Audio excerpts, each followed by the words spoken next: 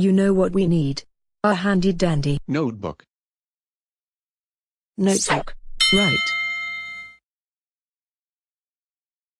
First we'll use a red crayon for the color red, then a yellow crayon for the color yellow, and then a blue crayon for the color blue.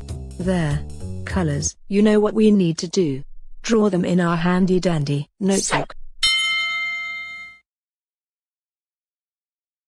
So we'll draw a puffy shape, and then another puffy shape. There. Clouds. Let's put them in our handy dandy notebook. Right. Our notebook. So, curve lines. First we'll draw one line, another line, and then another line. There. Curve lines.